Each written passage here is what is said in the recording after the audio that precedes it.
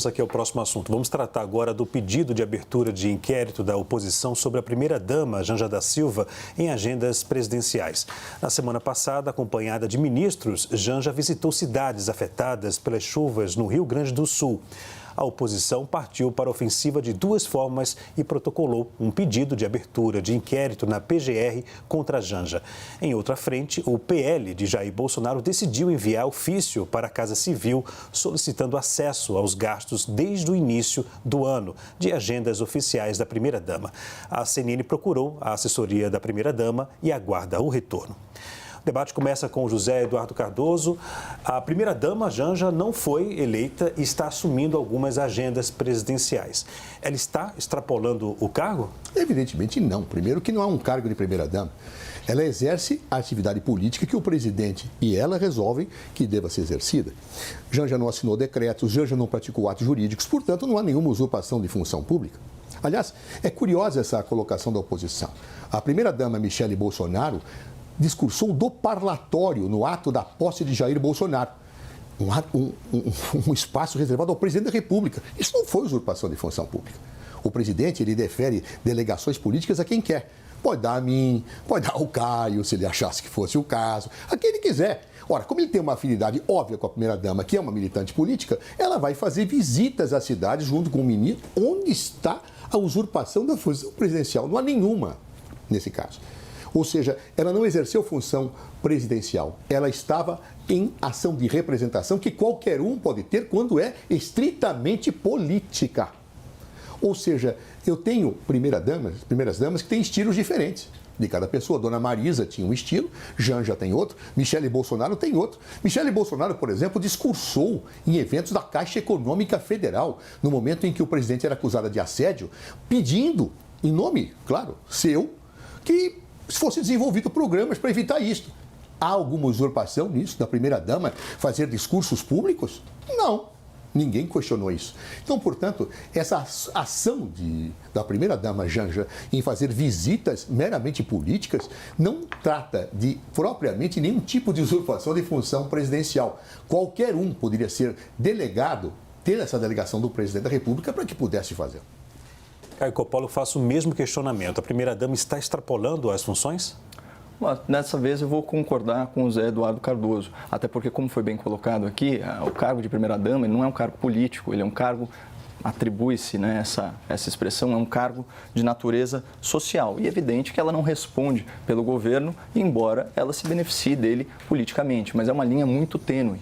Poderia, né, numa avaliação mais rigorosa, falar talvez em abuso de poder político, que ela estaria aí semeando nulidades para uma eventual candidatura, mas eu acho isso, sinceramente, uma forçação de barra. Só queria destacar que o discurso mencionado aí na posse do ex-presidente Jair Bolsonaro, pela ex-primeira-dama Michele Bolsonaro, foi um discurso histórico, né, que trouxe aí inclusividade, né, para o campo da comunicação pública política no Brasil. Foi um discurso feito em Libras, a linguagem dos sinais. Foi muito bonito. Mas, enfim, agora estamos aí tratando, né, das questões desse casal cujo romance floresceu, segundo a narrativa oficial, na cadeia, né, quando Lula cumpria a pena por corrupção passiva e lavagem de dinheiro antes de ter sua ação penal anulada pelo Supremo Tribunal Federal. Agora eu queria chamar a atenção da nossa audiência de como o protagonismo da Janja contrasta com a campanha eleitoral, quando ela foi proibida de dar entrevistas e se manifestar para não prejudicar supostamente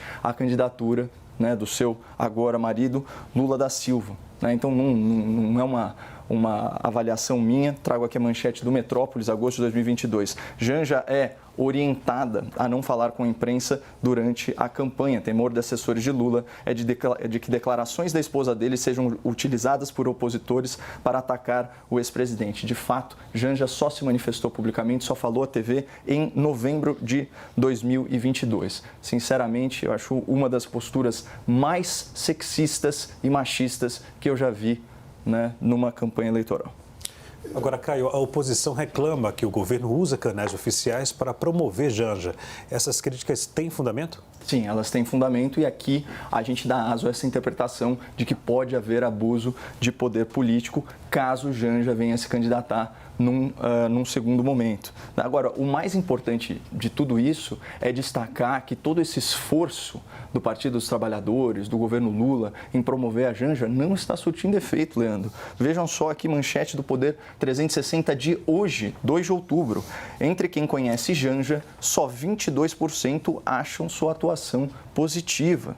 Pesquisa Poder Data revela que 74% dos eleitores já dizem saber quem é a primeira-dama. Nesse universo, 28% não aprovam sua atuação e 41% acham o trabalho de Janja indiferente. E por que essa desaprovação, né, em relação a isso? Provavelmente por causa de toda a gastança, de todas as mordomias que vêm sendo aí reiteradamente denunciadas pela imprensa mais exigente nas viagens internacionais de Lula da Silva. A gente acabou de cobrir aqui uma manchete do Flávio Dino anunciando 20 milhões de reais para a Bahia, sendo que essas viagens, né, com diárias caríssimas em hotéis de luxo, já totalizam aí dezenas e dezenas de milhões de reais. Né? Então, tem aquisição de mobiliário de luxo, essas expensas realmente em cifras absurdas, e isso causa espécie na população. Mas essa confusão aí entre partido, governo e Estado é muito comum, né, no lulopetismo e também nas primeiras-damas. Né? Vale a pena lembrar aquele episódio, né, da dona Marisa Letícia, falecida já, mas que plantou uma estrela do Partido dos Trabalhadores nos jardins do Palácio. Né? Parece que a Janja está trilhando esse mesmo caminho, se vestindo de vermelho, né, em ato oficial e fazendo o L no desfile de 7 de setembro. Zé, agora eu faço a mesma pergunta. A oposição reclama que o governo usa canais oficiais para promover Janja. Essas críticas têm fundamento? Bom, em primeiro lugar, eu não acho conveniente eu ficar dizendo quando floresceram romances, Caio. Os romances florescem quando as pessoas assim entendem. Não acho de bom tom esse tipo de comentário. Vai aqui a minha solidariedade ao casal.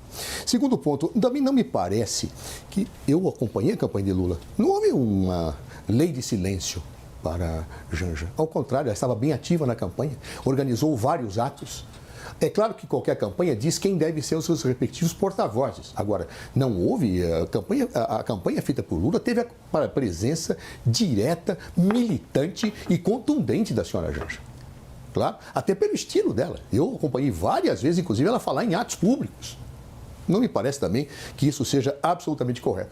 Abuso de poder político. Terá, então, Michele Bolsonaro, e foi um discurso bacana, o discurso de Michele Bolsonaro, eu concordo com você.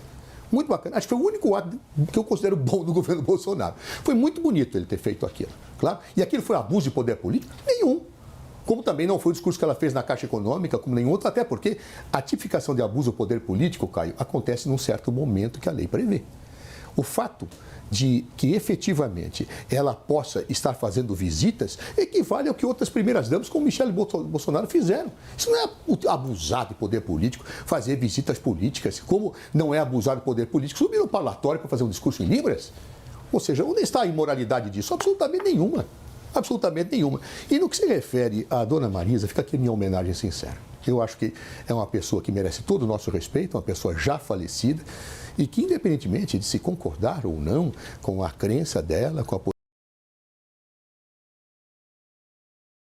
para ela nós devemos respeitá-la. Então, portanto, eu fico aqui com a Janja e mudando a página, dizendo não há nenhum abuso político no que foi feito, como você disse logo ao início, e não há por que eu possa reprimir uma primeira-dama de fazer visitas políticas numa cidade que sofreu